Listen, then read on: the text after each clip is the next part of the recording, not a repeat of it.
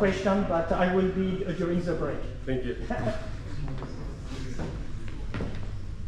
Thank you. Let's move on with our schedule. It is my pleasure to announce next keynote right now here. Our project officer from EuroHPC, Alexandra Kourfali, is going to give us a keynote. So Alexandra, please, the floor is yours.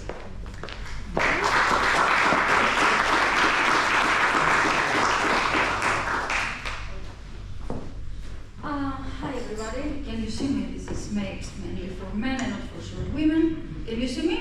Yes. Or I don't know. Okay, so yes, I was asked by Etienne, or kind of like forced, to give the EuroHPC perspective. So let's get on with it. And so I'm going to talk about the EuroHPC flagships. And basically, I'm going to talk about RISC-V and Arm for energy efficient and sovereign supercomputers. For maybe the one person here that doesn't know who we are and what we do, and to put everything in perspective, usually you interact with me, or anyway with the technology part, but we have a whole mission, and we are organized around 7 pillars that include the procurements, the infrastructure, the AI factories, the applications. We do international collaboration, we do federation and hyperconnectivity, we have actions on skills and usage, and finally we have technology, where we have research and innovation activities that address the whole stack. So EuroHPC does not only fund research activities like the European Processor Initiative, but the whole ecosystem. So I will be very fast with this presentation, and I will try to leave some room for discussion or for earlier coffee. So a small update. So our fleet now has a few quantum computers that, if you see the news, they are inaugurated every few months now. We have the AI factories. Currently, we have 13 EU sites, and this is a constant. This changes constantly. We have the usual 5 petascale systems, the 3 pre-exascale, and recently, a month ago, we inaugurated Jupiter in Jülich. And ongoing, we have here in France the RISC-V system, also upcoming. And now, of course, we have the microprocessor technology. We have a strategy. So our goal, of course, is to have autonomy in strategic processing technologies. So what do we want? As Etienne also mentioned yesterday, by 2030, now we are in 10% semiconductor production, or kind of less. We want to reach more than 20% by 2030. Then in chip design and fabrication, now we have like more than 7 nanometer design. Our goal is to go to 5 nanometers or less. We are in HPC market, we have to talk about cutting edge nodes. And then energy efficiency, we want by 2030 10 times more energy efficient systems. Okay, so far so good.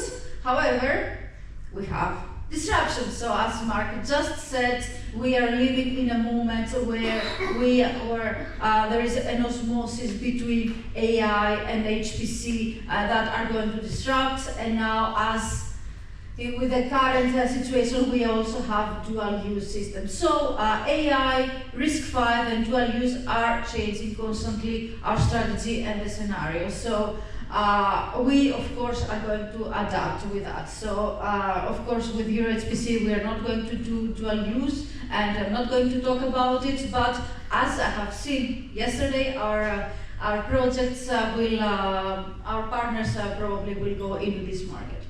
So, what do? We have the short-term plan, so where we are here on the short-term plan, where we build on the EPI effort, and we are now at the test chip side, and we want to increase the TRL, and now we have RISC-V on the center, where RISC-V processor and accelerators are going to evolve into chiplets and advanced nodes, and then the goal is that we will be also not only the funding agency, but also the customer. So the EuroHPC exascale system will be the first customer for the first processor. Then we have the medium term, where we ramp up, and we have RISC-V architectures that complement the work of of the main flagships, and we have the pilots that are going to build to create are going to deploy the components, and then we are going to have post-exascale system as the first customer, and then long-term vision, unless there is a huge, crazy new disruption happening, we aim to a post-exascale RISC-V system based on European R&D. So, as I said, RISC-V plays a certain role on EU's strategy, and AI, quantum, and sovereign needs are informing EuroHPC strategy in processors. Now, a bit on the adapted roadmap. So as you know, these projects are very dynamic, so of course we always are adapting our roadmap. So what we have the accelerator roadmap. So if you see here, do I have a pointer?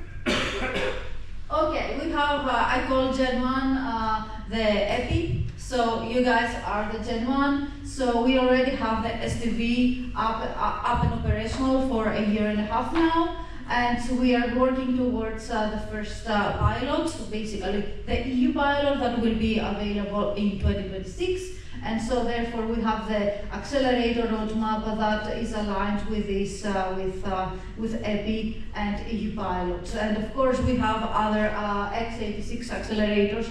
And at this point in 2026 we start having what I call Gen 2, the follow-up project. And then this continues with having operational HPC components. And then we have the CPU roadmap that, as you see, of course, it's a longer discussion. It took longer. It takes longer, and of course, as it was said yesterday and today, it's not something that happens within a year or two. Everybody here understands it, so I don't need to go into details, but I want you to know that also we understand that it is an effort that takes time, and we are here now with the expectation that the first large CPU is going to be delivered in 2026. And already we had a smaller CPU delivered in the middle of 2025. Yes, and then so this is our roadmap, and then we see here that again RISC-V and AI are affecting this roadmap, and we're going towards the goal of European supercomputers. Okay. So now, as EPI is concluding, the DARE, the RISC-V big initiative is ramping up, is starting to come in full scale. So we started with more of an ARM-focused ecosystem, and we're going more towards a balanced ecosystem. And here is where I always say that it's not a competition between which architecture, which ISA is the best. We want a balanced solution. And where we are now, so let's see, of course, as I said, it takes time. So from having the first ARM IPs towards and going towards an actual deployment on a supercomputer, now we are in the ARM space. We are very close to silicon-proven IPs, so we are only a few months away from reaching the last level. And for RISC-V IPs here, of course, it is a more complex discussion. So we have early stage RISC-V developments with Gen 2, with the DARE. We are building IP portfolio with most of the EPI actions, and I have here the Gen 1 Plus for our friends that are not here. This is an hour reserved basically for semi-dynamics because they're just a bit ahead in the game. Okay, a bit now a few words about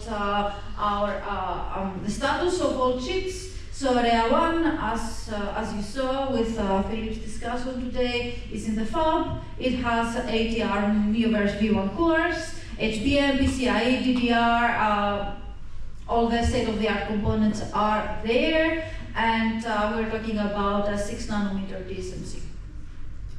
And now the rest of our fleets. So we have EPAC 1.5 operational for a year and a half now, and then of course we have STX that also there is exploration with assumption 4 nanometers and the operational SDV. Of course, within EPI we have other components as well. EU pilots, we have currently in the fab 2 components. We have the vector accelerator. So this is Global Foundries 22 nanometers. And then we have, we had already the 22 nanometers VEC, and now in the fab is actually the 12 nanometer design by Global Foundries again, and the MLS, where our friends from ETH, I don't know if anybody from ETH is still here, no? They're doing TSMC 7 nanometers. And this is in the fab, and we are expecting the chips back just in a few months. And finally, we have the e-processor, where the chip was back last December, and the project concluded this summer, where we saw the chip that was actually operational. It is a small processor, and it was the first, it was the first try, and the processor was basically working. So bring-up was successful, and it was RISC-V out-of-order core, 2L2 slices, 1 accelerator, 22 nanometers Global Foundries, and yes, a small chip, but operational. We are very happy with this result. Now, we have in early design 3 more components. This we have a processor that is led by CodaSIP. It's a high-performance, configurable, and customizable out-of-order RISC-V core. I don't know if you know CodaSIP, but basically they do customizable cores, so they have a tool, an ED tool attached to that. And they are going to address also the whole stack. This will be combined, you'll see later how, if you don't know, with the AI processing unit. This is led by Accelera. This is still also on the RTL design phase. Again, high performance, energy efficient, AI inference chiplets. And then also they have the whole complete compiler and software stack. This is a coordinated effort between CodaSIP and Accelera. And then we have a vector accelerator that is, again, also at an RTL design stage. This is led by OpenChip. It's an out-of-order RISC-V core. This is an RVV 1.0. It will support the new RVV. Then we'll have matrix extension for AI, a small matrix extension for AI, and we'll also have HBM, whereas the other components, I believe, it's my impression that they will not have HBM. So this concludes our main components that we are funding at EuroHPC. So as you see, we have a whole portfolio of components. And now I will show a bit how it all aligns well together. So we consider the European Processor Initiative at the front and center of the actions, where they have like 50% RISC-V, 50% ARM, and around it they have a full co-design infrastructure. They have emulators, and they are building the prototypes, and they are addressing at the same time training and skills, and they are doing also a lot of dissemination. Katarina. Yes. So then this is the EPI umbrella, and then attached to it are also the sister projects. So we have on that side you see the RISC-V based pilots and follow-up projects. So we have, as I said, the e-processor with a small processor core, the DARE project that I'm going to discuss in a few seconds, and the EU pilot. That EU pilot is a spillover, of course, from EPI and the large-scale deployment. And then from the other side, from ARM, we have the REA family, and we have the EUPEX project that is supposed to make to deploy the REA chips. To see here, just to understand the scale of the budget that we're talking about, and it's my understanding for you that for US standards this is kind of peanuts, but we consider that within EU it is a very significant budget, and shows that there is a lot of effort from the Commission, from Europe's perspective, to put some money and see some results. Okay. And now I'm going to talk about the main two architectures that we have. So we have the RIA family, where now, as you understand, it is at the deployments at the product stage, and then we are going to do the, actually I'm not going to do anything, but we are going to have to do the bring up, and then if everything is successful, we're talking about deployment, and then about procurements. And then the RISC-V side, this is all with the DARE SGA1. And then and that started only a few months ago, and it is running like crazy. And about DARE, so Mark just said that in Europe there is a lack of continuation in the projects. However, at least on this field, I tend to disagree, because as you see here, we have a massive spillover from an insane amount of projects, not only funded by the Commission or EuroHPC, but also funded by the chip JU. It's funded by national projects, and you see here how it all spills over into the next follow projects. So if you see here, we have Tristan and Isolde, the big RISC-V projects by the chip JU. We have all the EuroHPC actions. Then even before, we have the Mont Blanc projects that also have IP spillover into this effort, and we have the MIP, the multi-FPGA platform, currently at BSc, that is used as a prototyping platform for AP, and that fits basically EU pilot, and we hope that will be used also at the next phase. So as you see, yes, we don't have a formal vehicle to ensure continuation. However, we concentrate around flagship projects. This is the European Processor Initiative and the DARE, and around these flagships we make multiple actions, and then we make sure we put it in the call conditions that these actions have to reuse technology in a very clear and concise manner from before. We don't want to reinvent the wheel over and over again, because eventually we want to increase the TRL, and we want to help the SMEs to make products, and we want the research institution to create skills. Okay, so, yeah, of course it doesn't move. Yes, okay. A few more things about DARE in case and somebody doesn't know or is not involved in RISC-V. So since the DARE project is a massive effort, as I said, it's a 240 million euros and 38 partners effort. So this is organized in 3 different phases. Now we are in phase 1, and is organized by horizontal technical areas. And on the top of it is the coordination that is done by BSc. And then we have one technical area that is the vector accelerator. And then we have another technical area that is the AI accelerator and the processor.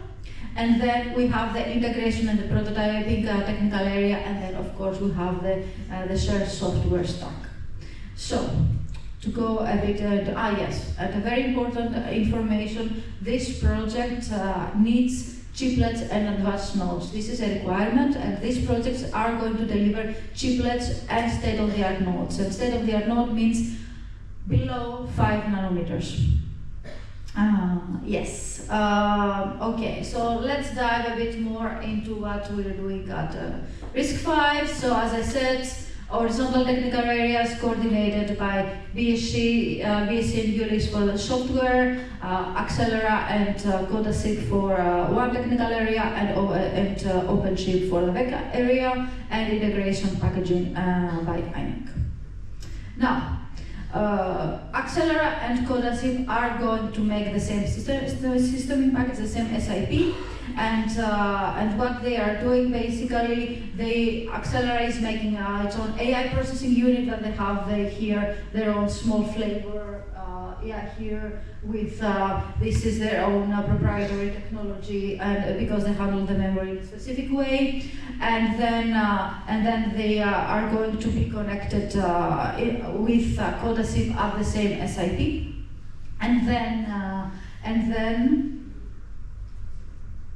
And then for the vector accelerator, we take a different direction. Here we have spillover from the previous action, from IP and EU pilot. Some IP spills over into VEC. And then basically it is going to some things are going to be integrated into this technical area as well. Okay, and then about the integration, as I said, IMEC is leading this effort where we are going to make we are going to have multiple SDVs. We're going to make the rack, and then of course we are going to have a multiple node machine, network switches, a rack with multiple servers, and and all of this in a year and a half. Yes, and here I put this slide for dramatic effect. So we address the whole software stack. So basically we address everything. Everything that is needed is going to be addressed in the software stack with it there.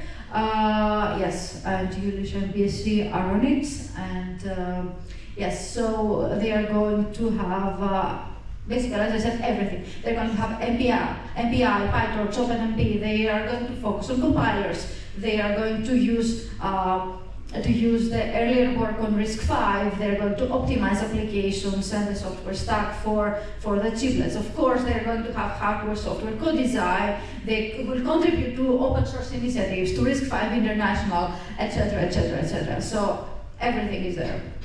And then, of course, as you understand, this project comes with a lot of challenges, and the first and obvious one is a strict timeline. What can be realistically achieved within the limited time frame? Another challenge is RISC-V per se. Hardware, software co-design and tools are not at the same level as competition, and competition, I mean any other competing architecture. For example, ARM has the stack there for 20 years in a row. RISC-V is not at this stage anymore yet. EDA and software stack, they lack maturity, and then we will expect some component incompatibility. Then we have other issues. Then we have issues with sovereignty. ARM is not European anymore, however, it is considered very European since there is the whole ecosystem around it. We have silicon challenges, we have supply chain challenges, and we lack specific expertise in Europe. Now, another challenge is we lack industrial support. So we fund as much as we can, but we need also industrial support, and then industry has to decide should they dare to try to invest in these technologies or just buy cost commercial of the self-components that exist from competitors and just risk that no export controls will ever exist at any moment in the future. And then another challenge is that the focus gets shift. So we try to make this pan-European efforts, but of course we are working with huge consortia, and national interests are also in play, and this can create fragmentation. So the question from me to you, and sometimes also from you to me, is should we go on with one idea? Is RISC-V only the way to the future, or should we continue as we did before with the two different paths? The short-term path with ARM that is more, that has higher PRL, and let the RISC-V grow, or invest only in RISC-V? This is an open question. Yes, so the future. We continue with procurements on AI factories, procurements of quantum computers. We are going to deliver a second exascale supercomputer with Alice Rakoc in the future. And in R&D, we are going to have a call on benchmarks, quite possibly, and to address any gaps in the current benchmark ecosystem. And then for any future calls, please stay vigilant, because you know that when a call opens, you have to act very fast, because usually only 3 months. Okay? And with this, mainly I will conclude. So both ARM and RISC-V are essential for HPC. From my point of view, we need diversity and inclusiveness in technology. We need cutting-edge technology, we need chiplets, we need advanced nodes, and we need to build the expertise to basically design and deploy this. Software stack is crucial. It's something that usually in hardware projects is not. We don't put a lot of focus on, but it is extremely important at this point to focus on the software stack. And we need a consolidated effort from all the projects. We need both research and industry participation, and we need to all of us to align to a joint vision and constantly to update our roadmaps based on the current technological disruptions.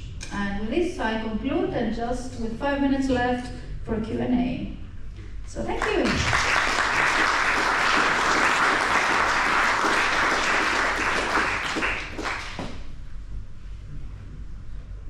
Any question?